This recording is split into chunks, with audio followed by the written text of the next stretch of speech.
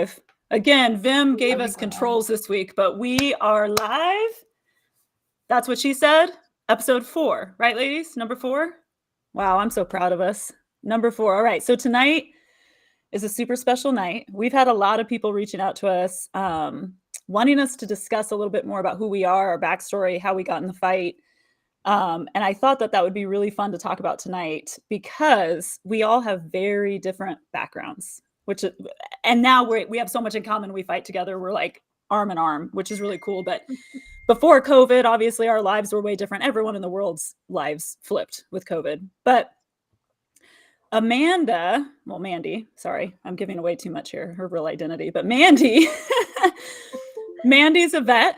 God bless her. She's a disabled vet, actually, and she fought for our country. And she also has a much higher IQ than all of us for good reason. She did a lot of great things. And again, I'll let her talk about her backstory, but I love that we've got a vet here with her experience and what got her. She's also a mom, so she's very, very much will, like do anything to protect her son, like all of us. And so a very angry, fierce, ex-military mama bear there. So her story is phenomenal, what she does in the fight.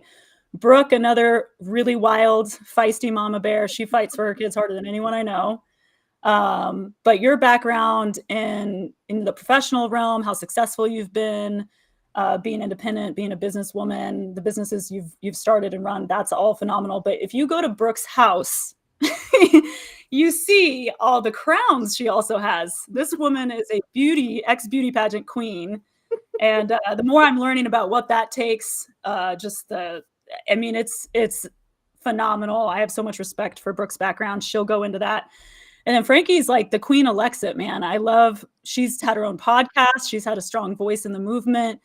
She ran around with Bianca Gracia, who's a hero of mine. And Bianca threw her butt up on a stage in front of some big audiences a few times, and she just crushed it. She's been a voice for a lot of people, especially in our state. We're all here in Nevada. Frankie's down south in Vegas area, and the rest of us are up north. But that's my real just shallow, quick introduction. I'll talk about myself later. I don't really want to talk about myself, but I call myself the AOC on the conservative side of Nevada. I was actually a bartender. I also ran businesses. I did some consulting and was, just not in any type of political sphere and world at all before COVID. COVID hit. They shut down the Strip. They shut down the hospitality industry. Basically, my world got turned upside down. And then again, being a mama bear, they strapped my kids in masks and I kind of lost my mind. So I joined arms with Joey Gilbert and then got wrapped up into his campaign and ended up being the campaign manager, and the rest is history. So that's a little bit on me, but we're going to go round robin here and I'm going to let you guys really tell your story about how we got so angry. I mean, that was actually one of our fans reached out and said, why are you all so angry? Like you guys are real feisty. And I mean, I had, my boss recently say, because we were talking about the show on the dogs, right? And they were like, what were we talking about, Frankie? Where it was like, they're comparing women who are dating men, or like, there's like breeds of dogs. They're like classifying men in these like breeds of dogs. Like you want to date a Labrador or something. Stupid stuff. But my boss looked at me and he goes, if you were a dog, you'd be a pit bull. And I'm like, that's right. Cause I am ready to like attack at any moment. Like if some crazy liberal wants to get in a fight, I am just like, let's go. Ready to go. I did get real feisty, and I was not feisty at all before all this. So, things have changed a lot in the last few years for all of us. So Mandy, why don't you tell us a little bit about what got you so angry? How'd you end up on this podcast with us? She's like, I don't know, I'm leaving. Let somebody else go first. Okay. Mandy's like, I don't want to go first. Frankie, take it away. Then we'll let Mandy go last. Okay, I'll go first. I'm a good listener. So what's really interesting is I never in a million years expected to join the political sphere. I actually was not a fan of politics when I was younger.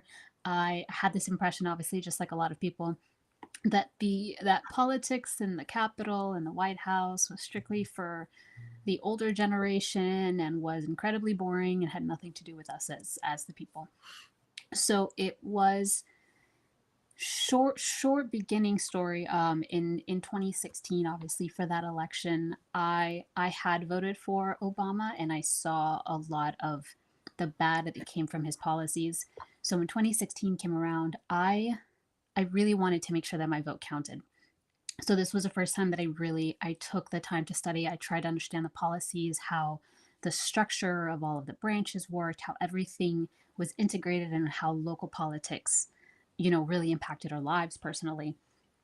And that was when I really saw the division, because I was now actively having these conversations to understand, to know which candidate I actually wanted to vote for. So I think that was really what the catalyst of everything was, because that's when I actually started asking questions. And I lost probably 95% of my friends. I was almost excommunicated out of my job, because obviously being in Las Vegas, where I was working at the time, I didn't realize how many people were actually liberal, and I thought that I myself was, I thought I was Democrat until 2016, when I started looking into everything. And so when the 2020 election came, obviously in 2016, I obviously clearly voted for Trump, because why would I vote for that psychopath on the other side? So 2020 came around, and I was expecting it to be a landslide victory again. Obviously, there was a lot more support for Trump in 2020 than there was in 2016, and he won an incredible victory. So I didn't think anything of it. So when everything happened, obviously in that election, I was very frustrated. I didn't really understand all of these anomalies that were happening overnight, all of these questions that I had, and I knew I couldn't be the only one asking these questions. And I just simply started just asking questions literally on Instagram, just posting very simple little stories, nothing special at all. And I kept I kept getting messages from people asking if I had a YouTube channel, or if I would be interested in starting a YouTube channel. And I thought, these people are crazy. Who am I, right? Like, there's so many incredible people that you could listen to. But I kept getting requests, and I talked to my dad. So to this day, I have to thank my dad for where I am today, because he told me if I have something to say, that I need to absolutely say it, and that everyone starts with zero. So it didn't matter that I was what I felt like was starting from the bottom. So I started just creating simple stories. I was making sure that I was doing all of the research, obviously necessary, just to make sure that I was coming in with all of the receipts, and making sure that I wasn't misstepping and sharing any information that was actually not correct, because obviously that would do damage for everybody, regardless of what side you're on. And within, I think, maybe 3 or 4 episodes on my channel that were absolutely awful, by the way, um, I don't know how anyone sat down and listened for 20 minutes of me just rambling about all of these anomalies, and all of the research and the data that came out. And I ended up getting a message from this guy from this group that I hadn't heard of at the time. And he was like, "Hey, I really like your content. I like how you're kind of structuring things. I kind of see something in you. Do you want to have a chat with us?" So I'm like, "Yeah, sure, whatever, like just, meeting friends on Instagram, right?" And so I have this conversation with these two guys, and they're telling me about their group. And this group is Lexit. And if you guys have heard of this group, so this is the Latino exit from the Democrat Party. And this group is, at that point, I think they already had about 150,000 followers on Instagram. So this was not just a group of guys that were just coming together. I mean, they had already built this up over the last few years. So I sat there thinking, oh, okay, they just want me to follow, maybe do a couple things for them. And they sat there and they said, no, we want you to be a part of our team. There's something about your content that is different. It's clearly resonating with people. We know you're just getting started, but there's something about your content that people are connecting with. And so I thought, well, these guys have obviously been doing this for much longer than I have. There's a lot that I can learn from them. And especially being a Latino community, I'm not one to push identity politics, but if this is a group that really needed to understand, I know I for sure needed to understand a lot more about politics. So being with a group like this was going to give me that opportunity. And the fact that I am bilingual gives me a second avenue to help more people. And I want to say that from then, I mean, it's kind of history. I started working with them, started creating content for their channel, started growing. Within 3 months, I was already being flown out to speak at rallies. I spoke in Arizona. I spoke in Texas. I spoke in Salt Lake City. I think that was the biggest one that I did. That's when I met Joey, and I think that was 8,000 people. And I think especially once you get to that level, you realize the impact that your words make and how much of a difference in lives you can actually make, with the small actions that you think your actions are small until you meet these people. It's insane when you're in a completely different state in a city that you don't know and somehow people recognize you. And I'm not at all saying this trying to sound like I'm cool or anything like that, because I still think that it's crazy. But for you to make an impact in a stranger's life and they come up to you and they say, I'm so happy that you said this because this helped me wake up, or I showed this to my friend, or I showed this to my family, and that's what planted the seed, and that's what had them starting to ask questions, and that's what made a difference, and now we're understanding why this is important to be involved. And it's such a small thing and in your part, but you have no idea the ripples of that you can cause with your actions, and it's absolutely amazing. um so I mean, I guess that's really what my story is. After that is when I really decided, okay, if I am actually able to make this impact, I really want to take this seriously. I started taking my podcast more seriously. I switched the work that I was doing, and I was only working with conservatives. I was making sure that all of my work was actually benefiting conservatives and brands and candidates. I started consulting for candidates. So I was working on a lot of different campaigns, obviously still with Lexit. I was with Bianca.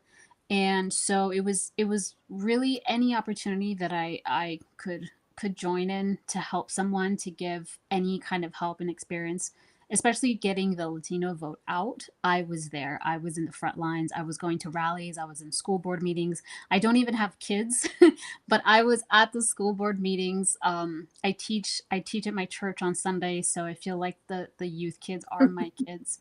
So it's been a very eye opening experience, realizing the impact that one person can have, and trying to Mm-hmm. share that with others and getting others involved, because You're it you're a makes a badass girl. You are a badass. You're an inspiration. When you talked about the kids, your kids, so Frankie does amazing work through her church, and she is with the high school kids, which the high school age kids got hit really hard with COVID. And real quick, before we jump over to Brooke and Mandy, tell us the story about what the heartbreak that you witnessed with kids getting affected by COVID and the suicide that hit you and your church. Yeah. Because So I mean, that's why we fight, is for kids. And we all experienced some really horrible things going on with our youth during the lockdowns in Nevada. yeah, it's for sure something that isn't spoken about enough. Everyone on the left always wants to say, well, we're trying to protect kids and we're trying to keep them safe, and no one really considered the effects of the mental health. No one really looked at the possibilities of domestic violence in these homes. And us knowing these kids and seeing how important it was for them to have a place that they felt safe to come to, and that safe place for them completely being stripped away and not being able to go to when they needed us most. I mean, it was an open Mhm. door anytime. If they wanted coffee, we would meet up. We'd be in the youth room all the time. um and to have that space completely ripped away, and all that we had were phone calls and Zoom, right? But it's not the same thing. And if you aren't physically there, sometimes you can't always catch the signs when you would otherwise see them in person. And so one of our girls, who was absolutely amazing. I used to call her our sweet Halle Berry, because she looked just like Halle Berry, and every week she had a different colored hair. Like, she loved changing the color of her hair, and she was just the most beautiful spirit, and always smiling, like it was crazy. Just like this beautiful spirit that she had. And then the summer of 2020, all of us got the call because so we all got the call that her parents had found her, and she had committed suicide. And I think she was like barely 17. And we didn't, like, every single one of us took it so hard, because every single one of us took it so personally. Every single one of us felt like this was my fault, because I personally didn't catch it, because I personally didn't catch the signs or catch something that could have notified us that something was wrong. And she was just such a beautiful, happy spirit that none of us would have ever expected anything. And all of us literally just ignored every pandemic policy, right, to come together, to have this beautiful thing to celebrate her life.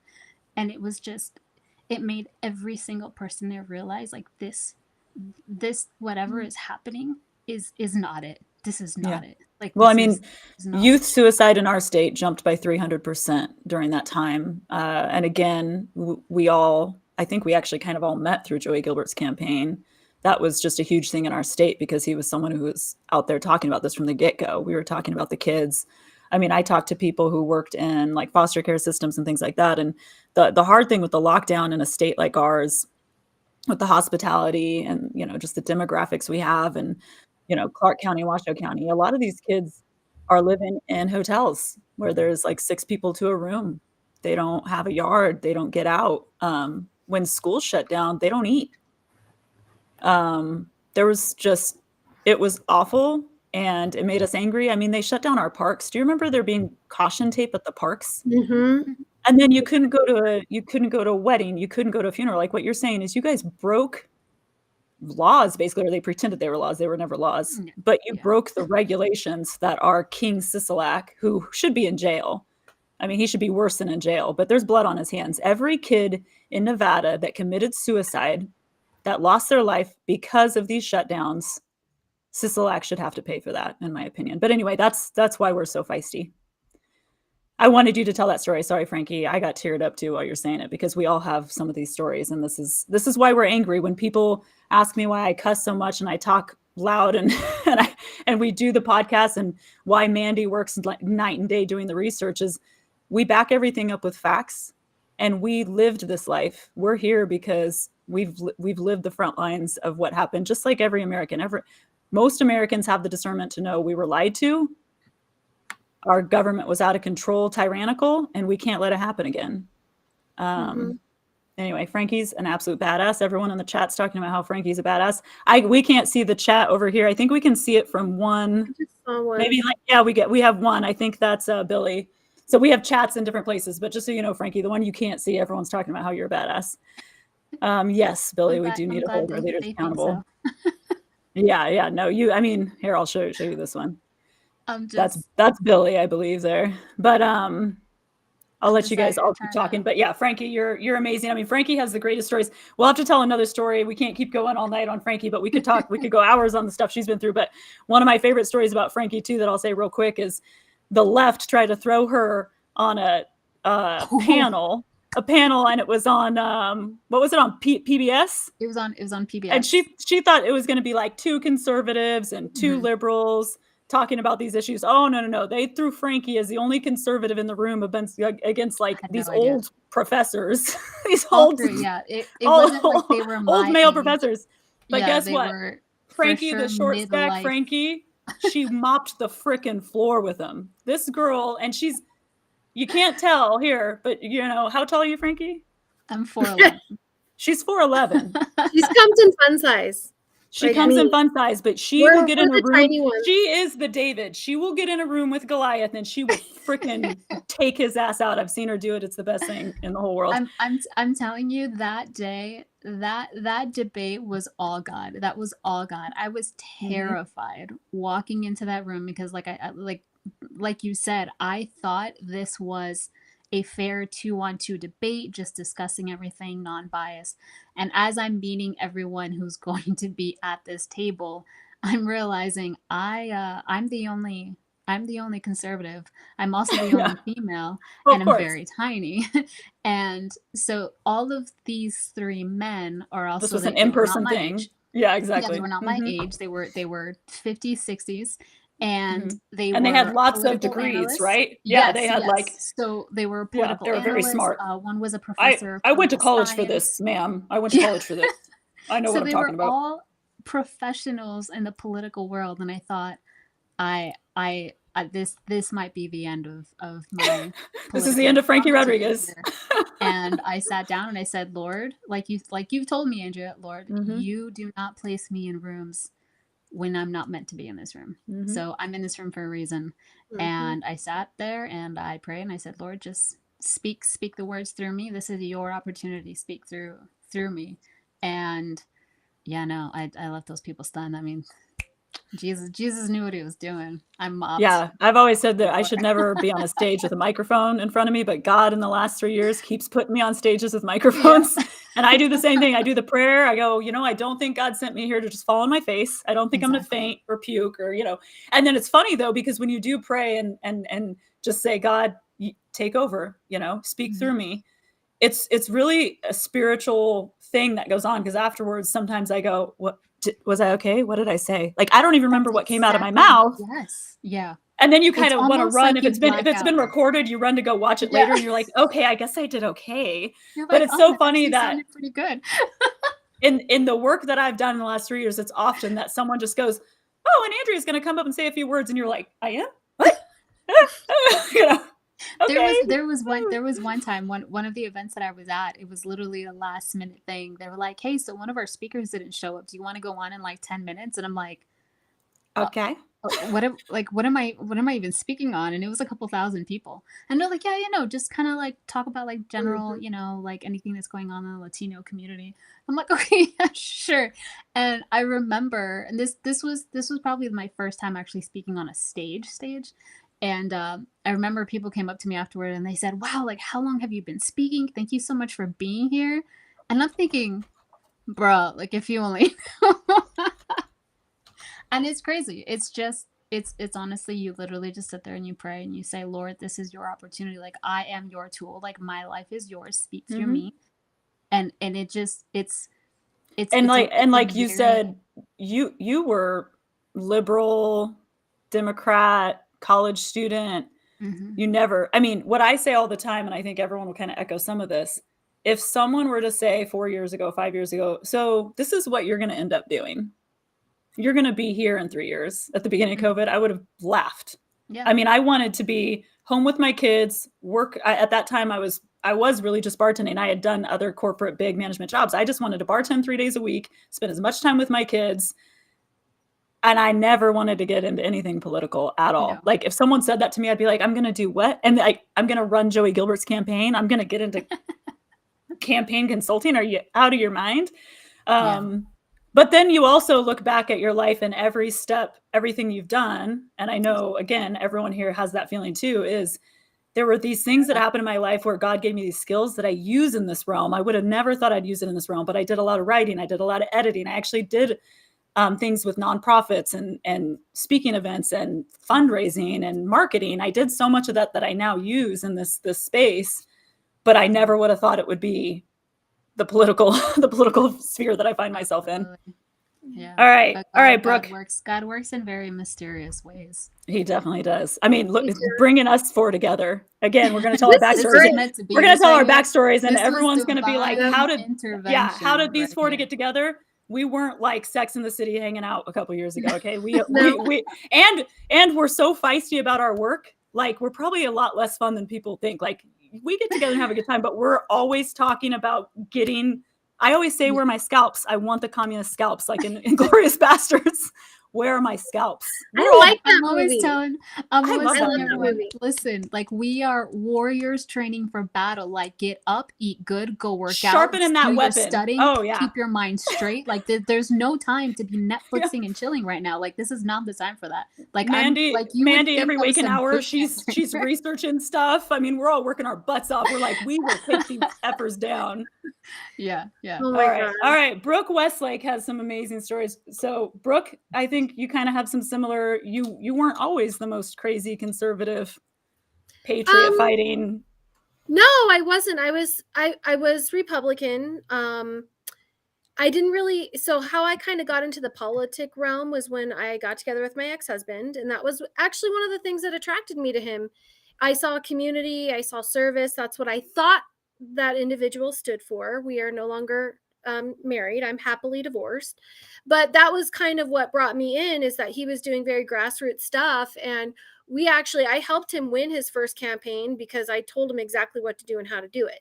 So that was exciting, and I followed along a little bit just with things that were happening after we had children and stuff. But how I got into all of this, so my background is I was in healthcare for 20 years. The last 10 years I worked for a privately held medical manufacturer, conservative mentor of mine. Then I decided I was kind of planning my escape from my marriage. So I was pregnant with my second child, and I had ended up in grad school with dyslexia. I got tested very late after my young son. It was discovered that he had it. My oldest is now 14, but they were catching on to things happening when he was in second grade, but they weren't telling us what to do and how to do it. And it was actually a mutual friend who told me, "Oh, you have to write a letter this way to the school," and then they're mandated federally to test your child. And I'm like, why am I having to go all these backdoor to actually have instructions on how to make my child's education better? But it was great, because then I got tested and they discovered, and they said, wow, all of your learning years could have been so much easier on you had we had services for you. But I used that to my advantage during my doing my master's degree. I got it done. It was a 2-year program, got it done in a year and a half. So I do have a master's in criminal justice. I have a bachelor's in criminal justice, but I spent all my time in healthcare. My mentor referred me over to the cannabis industry. So I have an event company for women in cannabis. We were supposed to have a testing lab, but due to regulations and how the state is in the process of litigation since 2019, we finally had to just say that is kind of off the table for right now. How I got into this fight, like I said, my ex-husband did hold office, and there was a lot of things that I did to help him win his campaigns. He held office 2 times for 2 different parts of our school district here in Northern Nevada, one of which I ran for 2 years ago. So that kind of kickstarted a little bit in me, and then just everything that I saw happening with our country. And then I saw shifts happening in my child's education. So my oldest is in the public schools. My youngest, he is not. He is supposed to start his education in August, and I'm looking at the schools to determine which one will be a viable solution for him. So I saw things that were happening. I don't like it. I got divorced. That was step 1. Step 2 was rebuilding my life. I think we've all had some very traumatic experiences just in life in general, all 4 of us, but also just having pivotal moments like this where we realized like things were in an alignment with what we were doing and how we were doing them, and started rebuilding my life. Had a near-death experience, lost a whole section of my colon, and came out on the other side, thankfully. But then some stuff started going down with my son's schools, and I finally just said I've had enough. So I've kind of coined myself that I'm that mom. I do have a transgender book coming out. Mandy is assisting me with this transgender book, looking at all the data and the research. That's the absolute thing that I loved about grad school, was taking a topic and diving into it and pulling the data and all the stuff, because we learned about that. So I love doing that, and I'm excited to have that happen. And through Our Parental Rights, which is a nonprofit that I've created, it's to help other parents. It's to expose the schools and the sexuality on children.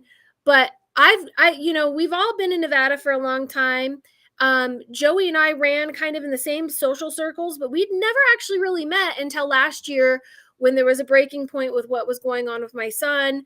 And we were both in an event, and I was speaking publicly of like, here's what's in the paperwork at Washoe County Schools removing your parental rights. It's in black and white. They can't get away from it. It's in paper. And so that's really where Joey and I started to team up and do some stuff together. And then I met Andrea, and through Andrea, I met Amanda, and then through Amanda, and also through Andrea, I met Frankie. And so here us fabulous 4 women are sharing our stories. Love Charlie Kirk. By the way, Charlie Kirk is going to have me on his show, Billy. I'll tell you guys one of the pivotal moments for me. I had 2. This last weekend with the car accident was a very pivotal moment. I said to my pastor, they are coming for me hard. I'm telling you right now, like, they are fighting for me on the other side. And God's like, nope, we're not done with her yet. Like, keep trying. You're not going to make her live in fear. So I totaled my Escalade. I got caught in snow and ice, hit a barrier. And these amazing 3 women were like, what's up? How can we help? What can we do? And all the things. That's the kind of people that I have surrounding me. And that's the kind of person I am for them as well. So Charlie Kirk, a couple months ago, he came into town, and I told my mom, you know what I'm going to go do? Like, I'm going to go introduce myself. They have written a story on me. It's on the schools. Tiffany Benson is one of their writers, and she's covered a couple stories on me, actually. But he was there, and my mom was like, I want to go with you. Now, for my mom to come with me, and she's conservative, she's Republican, we're Christians, but for her to come with me for an event at evening time was like a big deal, you know? So we went to Calvary Chapel, Reno Sparks. I love it. I've started going there ever since. I adore the team. I'm working with the impact team for the ballots, and we're talking about all the things and how they're cheating and what they're doing. And we're speaking up, and I'm teaching them what to do and how to do it.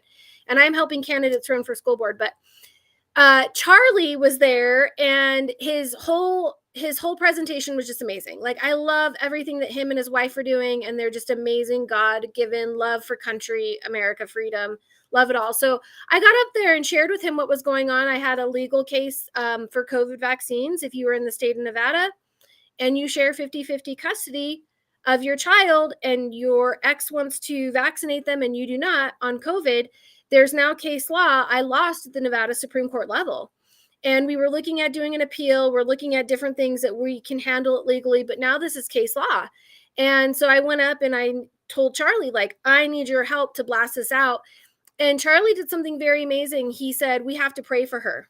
We have to pray for her right now. Like, made the whole entire congregation of like 3,000 people. And I was like bawling, and, you know, so that was a very magical moment. And I said, I want to be on your show. And he was like, absolutely. And so, yes, Billy, once the book is done, I think that timing will be a little bit better too, because we'll have more updates on my case with COVID. And then I'll have this book out. And I think the combination of the two will be really great. So I paid it forward.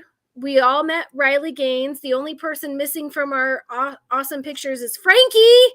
She would have loved you. Oh my God, she's amazing.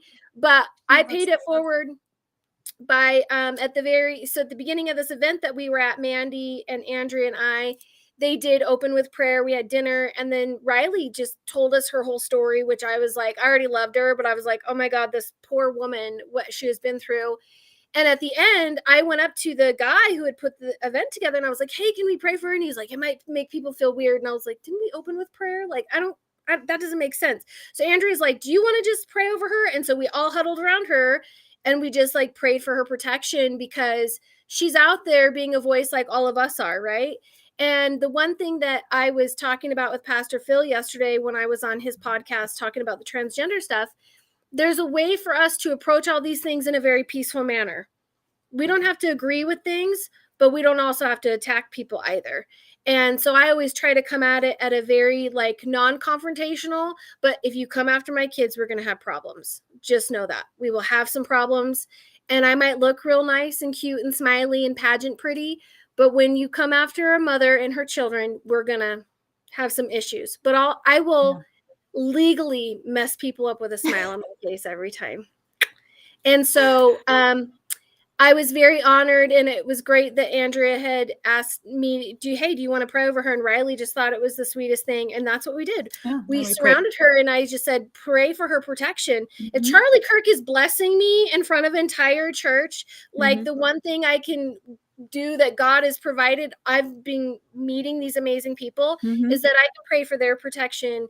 And it's very honor. important. I mean, It is. It's I've been a so part of every reawaken. I was blessed. That's a whole story, but I kind of, I mean, Joey will admit I drugged Joey Gilbert to the first reawaken, basically. We do a lot of prayer at those things. Obviously, they're based in Yeah. churches. It's a lot of prayer. It's a lot of ministry. And then what I learned with when you're fighting, we know what we're fighting. We're fighting real evil.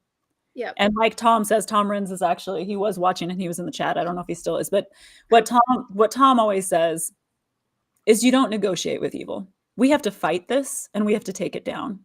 Mhm. And when you're fighting real evil and you really feel it when you're in the campaign room, and Mandy was like my assistant on the campaign. She kept me alive. She made sure I had water in my car and beef jerky in my purse. She literally she's the best friend and caretaker on the planet. She literally kept me alive. And a lot of it was with prayer. I mean, and she knows that I like to work out. She'd call me in the middle of the day and go, I can feel your energy. Why don't you turn everything off, turn your phone off and go into the gym? She'd go do those acrobat things you do when you hang from the bar and just chill out for a little bit and pray.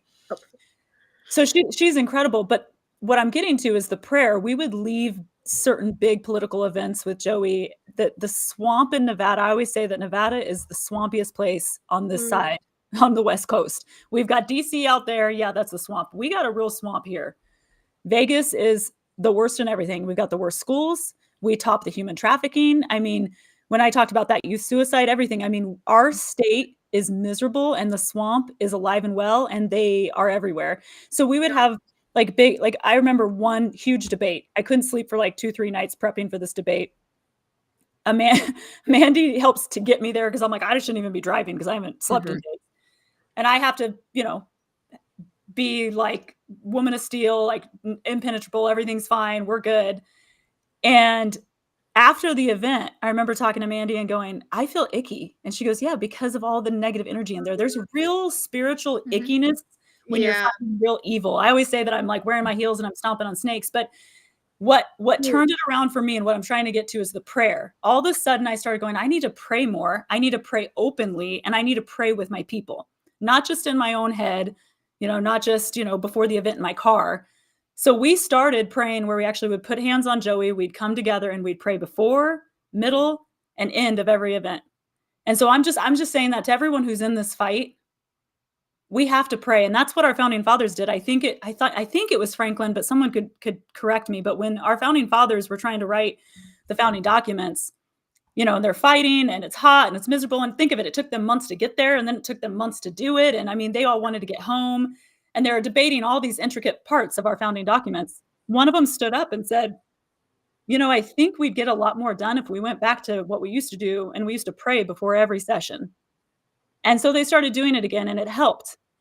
Our country was built on that, because when God's there, you can fight anything. You can fight the devil. You can get through it. You can fight those demons in the room. So Brooke having the courage and seeing what Charlie did to her and then paying it forward, all of us need to be paying it forward. All of us as Christians, we have to stand courageous in our faith.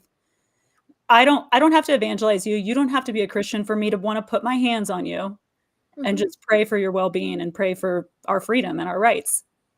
So I just encourage everyone to do what Brooke does and just stand up and do it, even if it's only you. I mean, it's powerful and it's profound, and it's changed my life for sure, especially when you're in the swamp. I'm telling you, every time I land in Vegas, I have to pray and get disinfected when you come back, and like holy water and like all the things. You Las step Vegas onto the is strip just and you're like, yeah. I get home and I have to take a shower.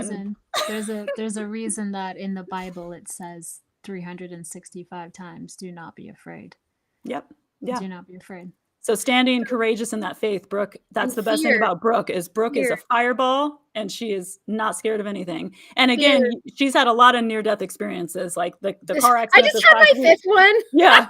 Let me just say this. Yeah. I want to pass the baton to Mandy, but let me just say the word fear. And that was the word that had kind of kept coming up Like I kept kind of like feeling this weird word of fear. And so when the accident happened on Sunday, I was headed to church and the tires got caught in like snow and sludge and ice and I couldn't get out. And the end of the vehicle had a big Escalade.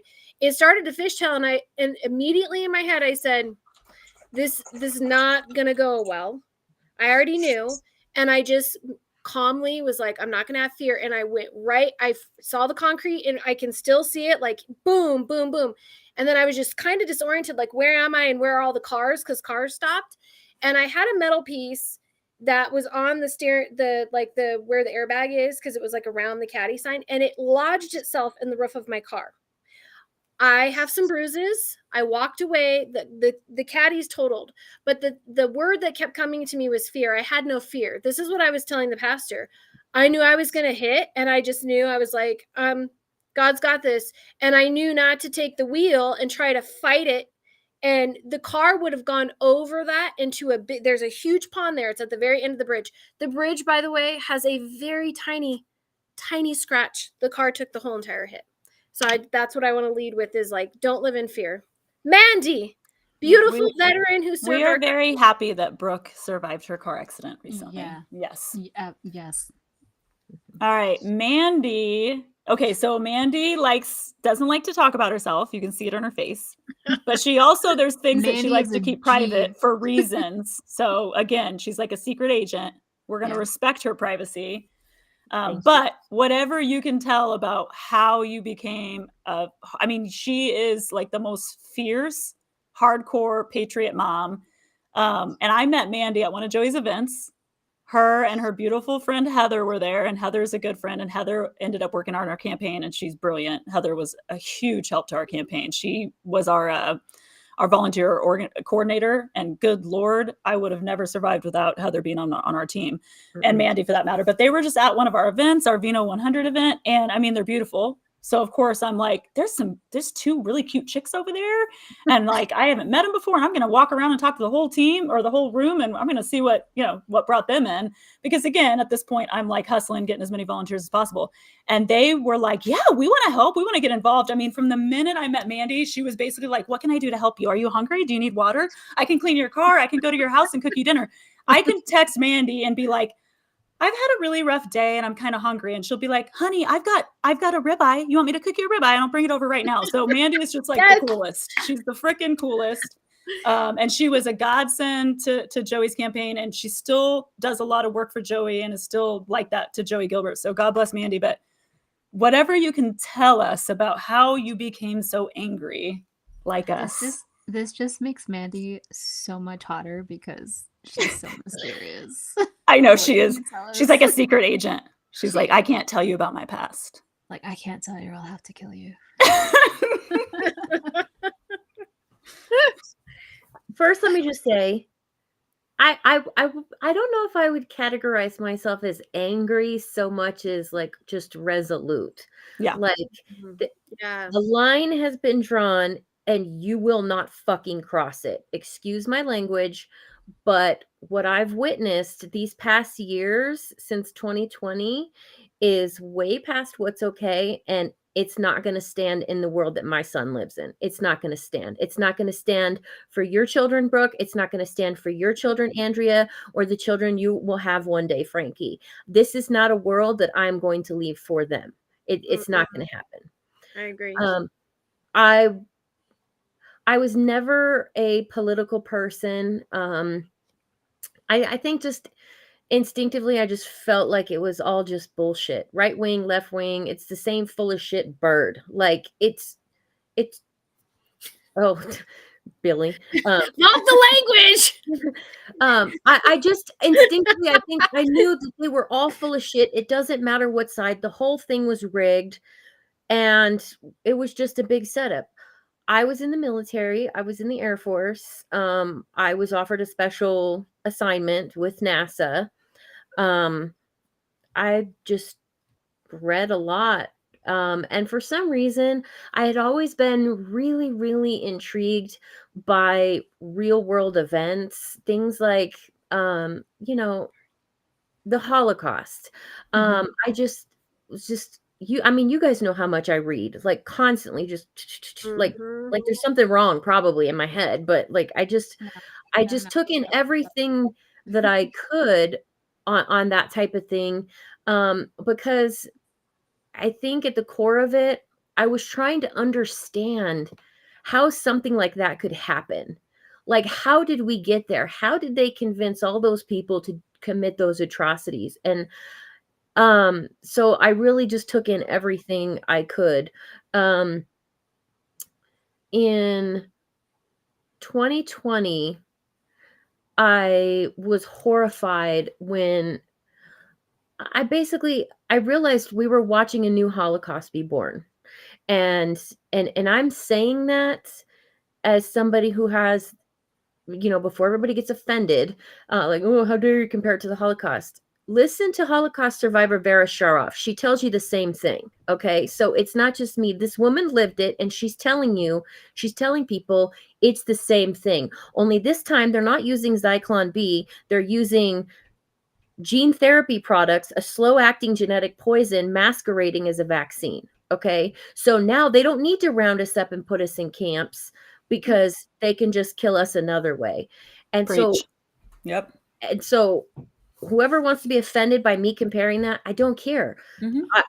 I watched it, you know, the face masks, the new armbands, it does nothing except show who's under arbitrary control. Okay, there's no other purpose other than control, and I refuse to play along. I never wore the mask even when traveling. I never made my child wear it, and I was horrified when I saw how many parents and people were Yep. just putting their children in them, Mm-hmm. because my instinct was, I saw it as the modern day armband. Mm-hmm. And it's like, oh, wear it or somebody's going to get hurt, wear it and this will be better. And then you could let things will go back to normal. And it was just setting it up. And I was like, oh, fuck. Like, Mm-hmm.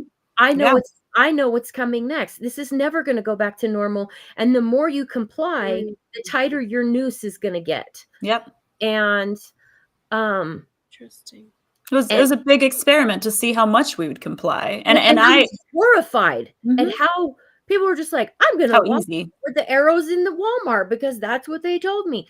Like, and this is, I'm not saying this from ego. My whole life, people have told me that I'm different. And Mhm. I never felt that way. I never felt like there's something different about me. I just, mostly because I felt like I never fit in anywhere. But I looked around in just what was like a sea of sheep in their masks, and I was just like, "Oh my god, maybe I am different." Like, don't you people see what is happening? I was Mhm. horrified. I was like, "This cannot be the world that my son grows up. They're trying to smother my child." And with my background as a flight medic and in trauma medicine, I mean, I'm not a doctor, but I have a fairly good concept of the immune system, you know, and I remember, Warburg won a Nobel Prize for proving in the late 30s, in the 30s, that cancer, the root cause of cancer is hypoxia.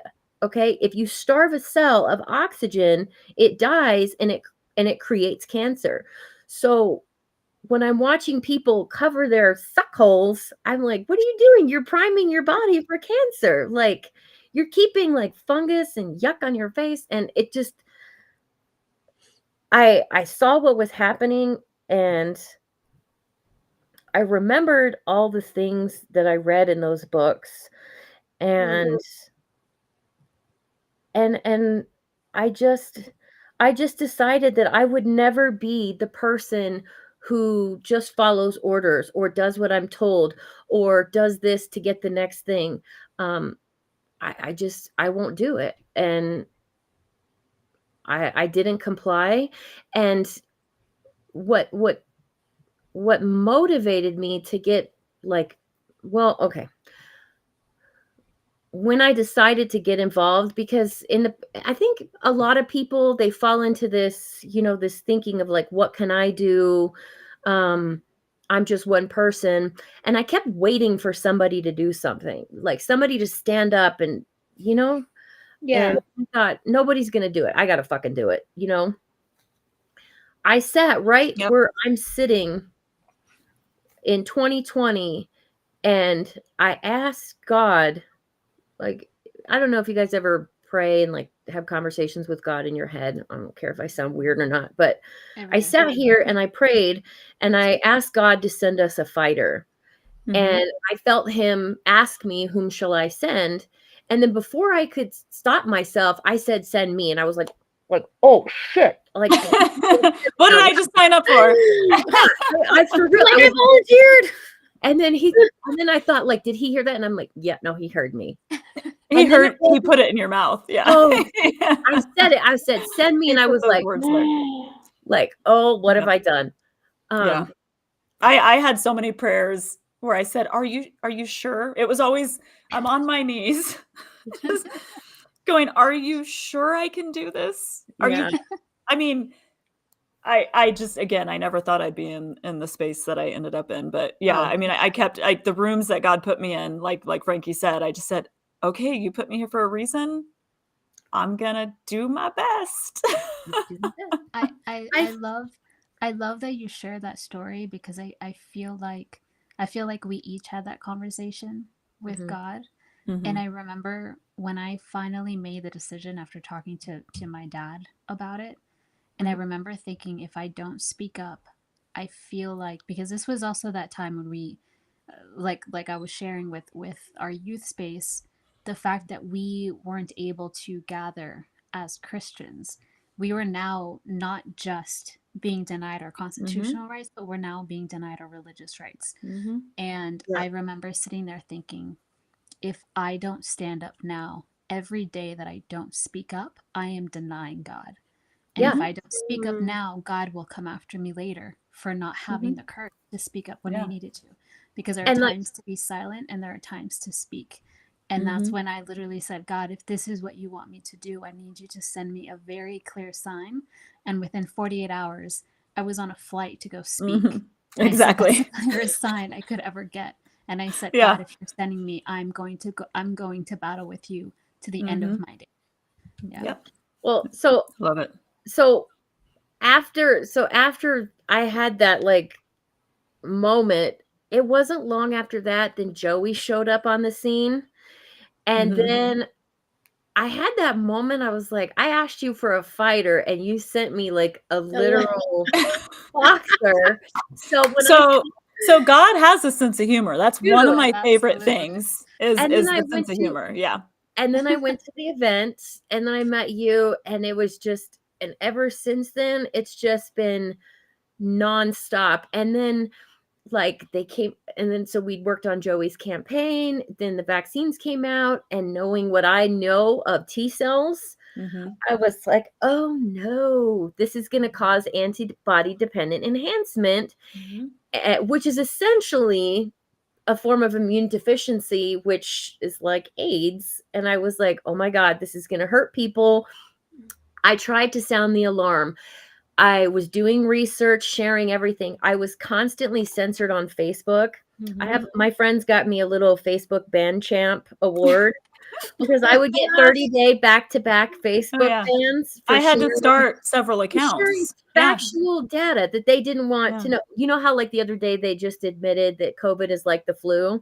I shared that 3-4 years ago. And got banned for it. And I was banned for it. And you know, I should take a second to thank Facebook for this because you made me get off the computer, because here's the deal. They censored me and all they did was piss me off. What you take from me, you take from my child, and you will not take from my child. And so our First Amendment rights? Yeah. No, you're not taking not what I served the country for. You're not going to shut me up. Yeah. Guess what? I'm going to get louder. And I'm going to go on a platform where you can't censor me. And I'm going to say the shit that you've been erasing. Oh, I'll go door to door. If they take the internet down, don't worry. I'll get a megaphone. Game on, bitch. Oh Like, yeah, like we ain't stopping. Well, you know how many people we could all gather You together know- between the 4 of us with Oh everybody god. we Oh know? yeah. So I listen, mean, I it's want easier to to real spread the quick message in hit person. on Vera Shirov. mhm. So where I started, I go to the first Reawaken. Joey Gilbert and I connected online because we were basically saying the same things, and I had a big following, and he needed some help with like social media and some marketing stuff at the time. I said I could probably help with that. I mean, I literally was reaching out to him and his people saying, I will clean the toilets at that law firm because you guys are doing the Lord's work. Thank you for fighting for our kids. Da da da da da. Because I mean, in all fairness, you know, anyone can criticize Joey and but that dude and his fight and his passion, I mean, it was like finally someone is speaking up. But him and what they did with the churches, him and Segal Chada opening up our churches right before Christmas when they had shut him down. I mean, that was a huge victory. I mean, people who say that he hasn't had victories, he had huge victories in the fight. So I was just like, bravo, you guys are great. I'll do anything I can to help. And then the first Reawaken hadn't happened yet. It was in Oklahoma. And I said, hey, I have friends that they bought me tickets. We're going to go. He said, oh, I don't know if I'm going to go. But at the time he's working with AFLDS and he said, you know, Dr. Gold is going to be there. I should probably go. So I talk him into going. And there I meet Tom Renz, Lee Dundas, Dr. Gold, Joey. They were the original Legal Eagles. And I meet in a couple cool meetings kind of behind the scenes where they're all sitting there strategizing on some lawsuits. And I go in as Joey Gilbert's assistant. So, I mean, it was a great opportunity to meet these people. I mean, I was actually like almost in tears when I met Dr. Gold. I was like crying and hugging her because I was like, this is so amazing. And her team was amazing. And they, at the end of just meeting them, they said, we need to hire you to be an assistant. Because I was like giving them water and I was typing things out and sending, you know, documents here and there and just helping them. And what was great is I met Lee Dundas, and Lee Dundas is like, she felt like family the moment I met her. I mean, Tom became like my best friend the moment I met him too. Lee Dundas, like I was like, you're like family. Like I just felt like she was like my aunt. Like she had the same spirit and energy that I had. And she felt the same way about me. We just got along great. Well, she did a campaign and I tried to help her as much as I could and be like an assistant, you know, like anything that you need, Lee, I'm here for. She did this great campaign in California she called me up one day and she goes, I need to get Vera Shirov. I said, what do you mean? She's like, I need to get to her. I'm like, okay. She goes, what I want to do is I want to put billboards together in California and I want to do a major ad on like regular TV about how, you know, these vaccine passports are exactly what they did during World War II. Show your papers. Yep. She's like, we need to get Vera on this. I want to record her. And it's funny because it's like, I didn't have any production background at the time, really. She literally was like, I need you to find her. I want to get her on a Zoom call. I have a script she can go over. She can approve it. Of course, we didn't put words in her mouth. We're like, we want basically Vera to sit there on the camera and say, this is World War II. What's happening is what they did to us. This is the beginning of it. And if you don't see it that way, you are blind. Wake up. Yep. And it was amazing because I literally just this is a God thing. I just did a search and I was like, I don't know where to even start. But if Lee Dundas asks you to do something, you do it. Yep. So I'm like doing a search on Google. I find that Vera has this organization. I'm like, okay, well, I'll go to the organization and then I'll go to it was like the president of the organization had contact details. So I emailed him. And they immediately get back to me, I think like the next day, and they give me Vera's personal email. And then like within an hour, I have her on the phone. I mean, I was like shaking. I was so excited. So Lee and I got Vera Shirov on a Zoom call. And then Lee wanted me to be like the production person. She goes, I'm not good at computers. I don't want to be responsible for the Zoom part of it. Let's just get her on Zoom and then you record it. And then you send me the video. And I'm like, you know how nervous I was that like, what if I'm not recording it? I mean, you've got Vera Shirov on a Zoom and you're supposed to be hitting the record button. What if I go back to my file? It was the most stressful uploading to my cloud that there's ever been in my life. I was sitting there just sweating going, please don't break. Computer, please don't break. I hope I did everything right. Because Vera, you know, she was amazing. I mean, and how old is Vera? When we recorded this, she's in her 80s.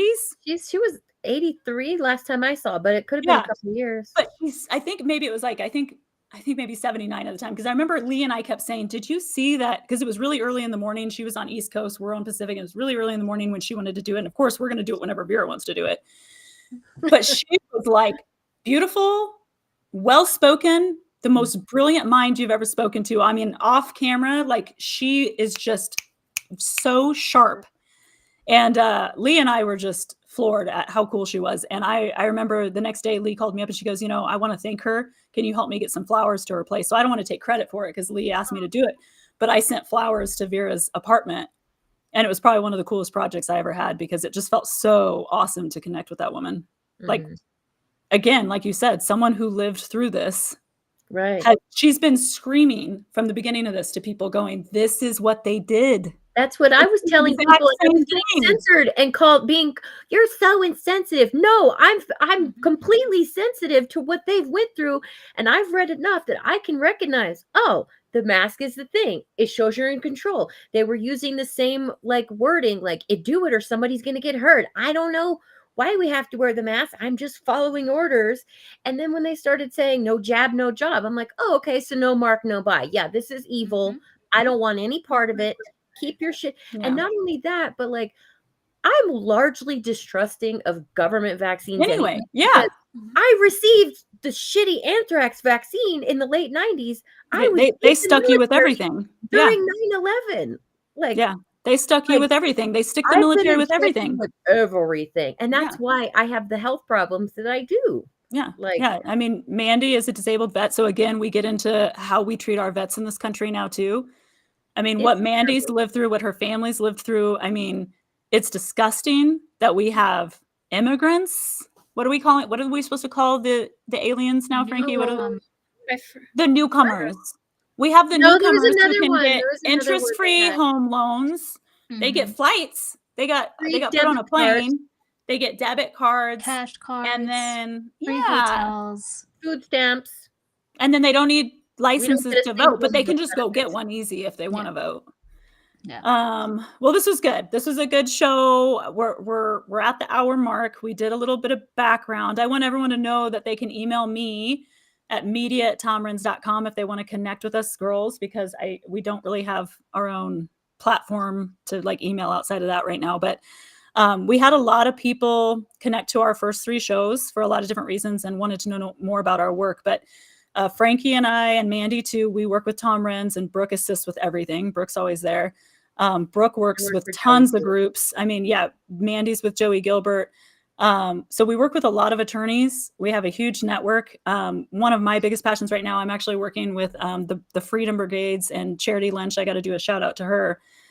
We really want to get our little groups like what we have here with us. And our network, we have a huge network here in Nevada. I want the same thing in every state. I mean, what General Flynn says all the time when he speaks, and he always gives me goosebumps every time that man speaks. He walks up to the edge of the stage always, and he puts his toes right over the edge, and he says that's where we're at. We are at the edge in our country. We're going to lose everything. We're about to lose everything, and the only way we will win and save our country is if we fight in our backyards. It starts there. We have to start in our counties, our neighborhoods, our states. And so I want to continue to nurture that we have connections in every state. And we work on it on the media side, like podcasts like this.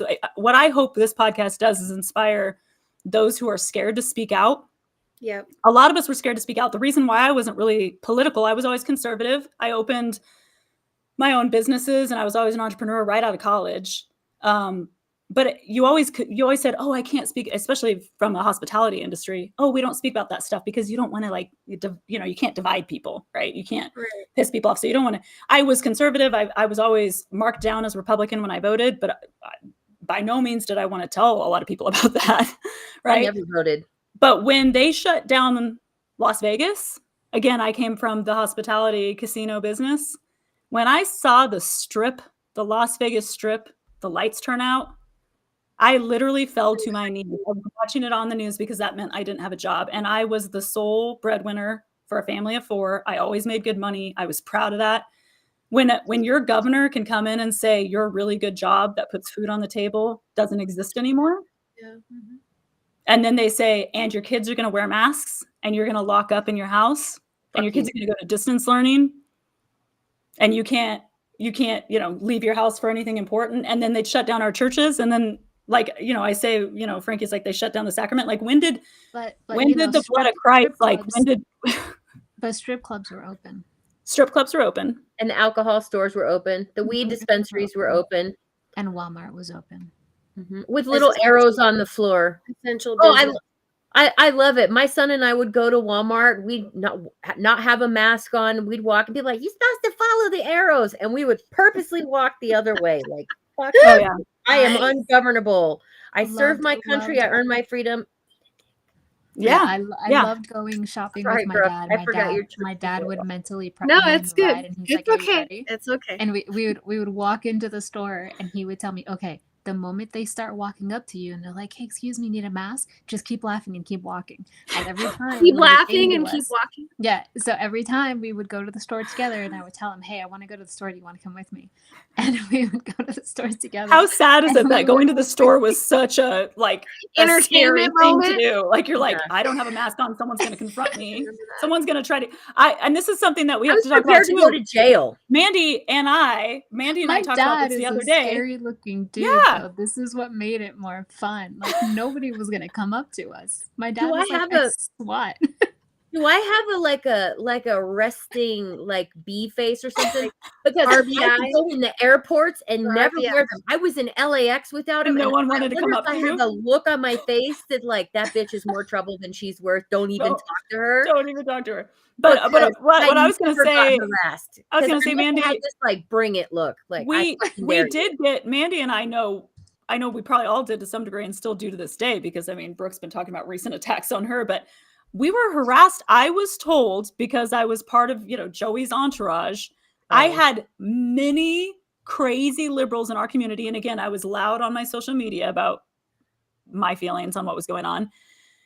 And I was loud because guess what? They took my job away. They took my life away. Once you take everything away from someone and they've got a man who's got nothing to lose is the most dangerous man in the room. That's how I felt. I was like, bring it. What are you going to take from me now? Right? So I was going to school board meetings, county commissioner meetings. I was doing anything I could to get in the fight for freedom, right? And to fight this stuff. And I started getting messages from crazy liberals in this town saying that they were going to physically assault me. They're going to whoop my ass if I came to the next school board meeting. And I was like, wait. So your friends and my friends, I'm pretty sure my friends might win. Like your friends are like skinny little vegans with like purple hair and you look like you need to eat a steak badly. My friends have guns. Well, we're in jujitsu. My friends have like guns on their Sorry. hips and they just Boxing. left like a CrossFit competition, right? Like I'm hanging out with like the Joey Gilbert crew. They're all boxers. They all have concealed carries. They're And I was athletic. like, They're big. They're all like big guys. They're all like giants. yeah. They're all, like, So I big was men. like, I can't wait. And I mean, Tingle's on this too. I mean, I've got like Tingle by my side the whole time. I'm like, I can't wait. Really, I would love. And I always said, get your camera out because Tingle remembers this. I was always like, if someone comes up to me to argue with me, because I go up to people, I've gone up to people and like poked them in the chest. And I would always warn Tingle, I'm like, Tingle, and this is my security guy and he's on the chat, but I'd be like, Tingle, I might go upset that person. You want to go with me? And he'd be like, yeah, let's go. But I was always like, how crazy is it? Really, like I digress, but how crazy is it that Mandy and I basically like moms, right? Suburban moms. How is it that we became dangerous? People told me because of my influence just on my social media channels that I was going to kill people and that I was dangerous. And I got called Nazi Barbie. Nazi Barbie. Mandy was the Nazi Barbie. Nazi Barbie. Fascist Nazi Barbie. What's crazy when I always said, I'm like, when I'm dangerous, the society has gone straight to hell. If I'm the most dangerous person, yeah. When I started studying and research and reading books to better understand everything, I realized very, very quickly when I believed that I was a Democrat, I realized very quickly that I actually was not. That everything that I understood and felt and believed is what I felt were the actual belief system of the left. And I realized very quickly that I was absolutely 100,000% not a Democrat. My beliefs have never changed. My beliefs have been exactly the same my whole life. I just realized that I was on the wrong side. And then as I learned more and more and went deeper into this journey, same as you were stating, I don't have kids. but the things that I am willing to do for the kids at my church and my younger brothers, trust and believe you would think that they were my kids, because Oh, yeah. I will go to the pits of hell to Mhm. defend them. And Absolutely. something happens inside when you realize what they have planned for your children, when they started trying to mask, Yes. when they are teaching little kids that they are not in control of their own bodies and they can't breathe freely. You Mhm. just taught an entire generation of children that they cannot breathe freely because somebody that they don't know said that they couldn't for some stupid effing reason. Mhm. When I realized that everything in our country was already on the line, that we were already in a do or die situation, that these mother weffers are already 100% ready to die for their agenda, it's something snapped and it was like, all right, game on. It's war, Yeah. bitch. Like, And I'm not fucking afraid to go into war. I'm not afraid. And No. I will pull out No. whoever needs to be pulled out. Mhm.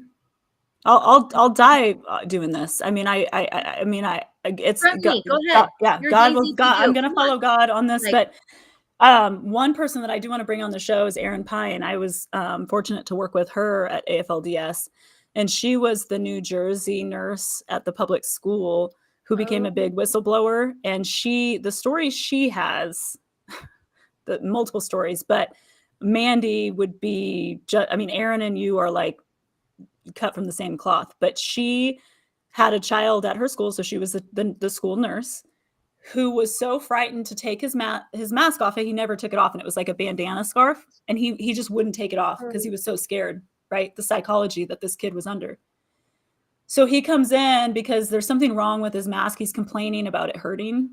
He comes in, the mask has been tied so tight on his neck for so long, and he hasn't taken it off at all, that it actually was in his skin. She had to cut it out of his skin. And it was such a traumatic experience for her that's when she became a whistleblower. So she reached out to AFLDS. I actually took the call because I used to just take phone calls for AFLDS.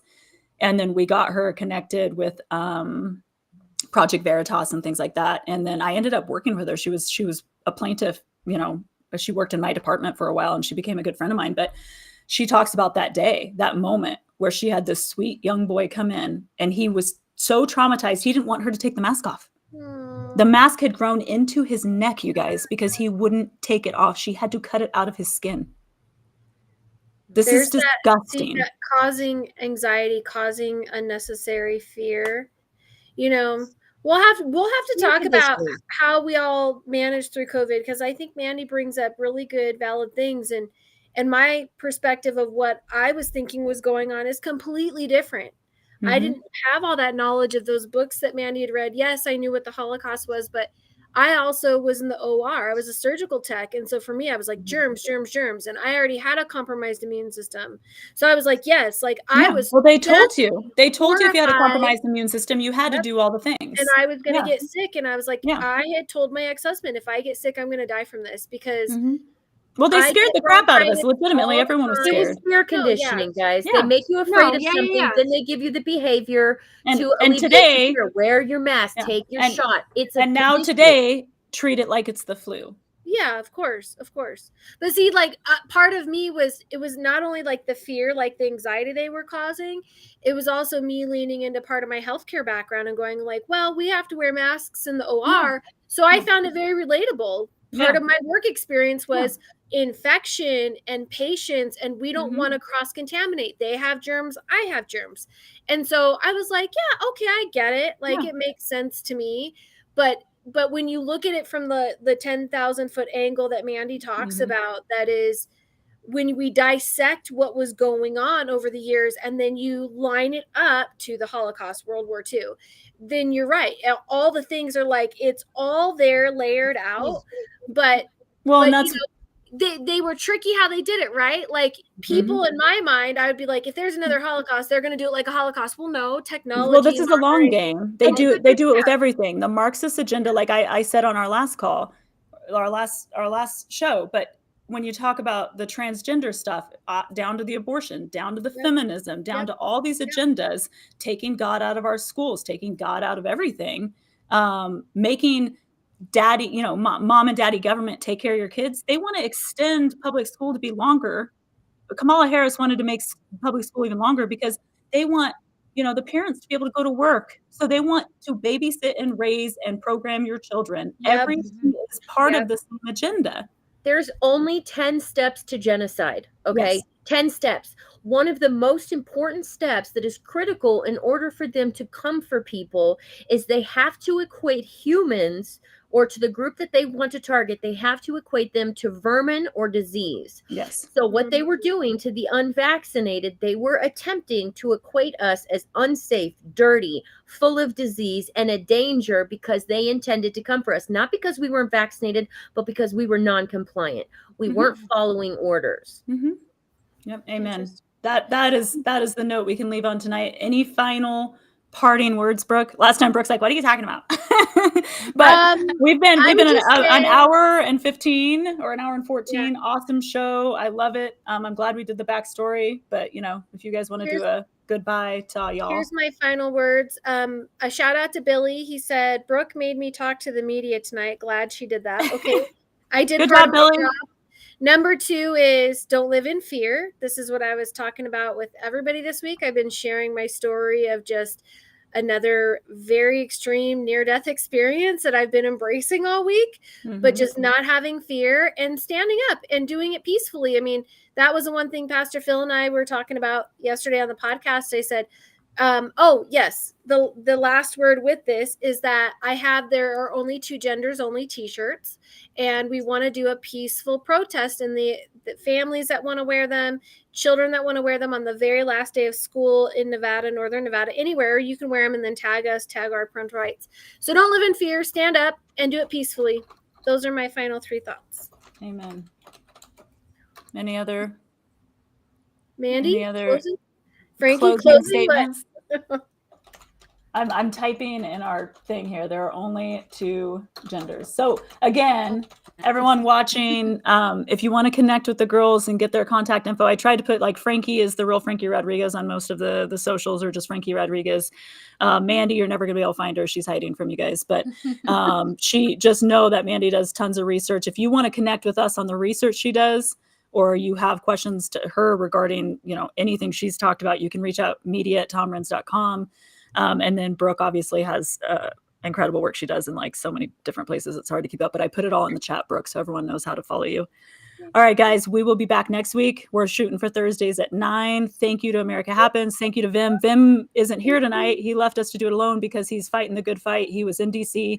Now he's in Oklahoma with Clay Clark and Flynn, and they're doing some amazing events out there. So Vim, thank you for all your hard work. Thank you to America Happens, and thank you to Tom Renz for letting us publish on his network too. So God bless you all. Keep praying and fight for our country. Don't be scared. Stand up. The spirit of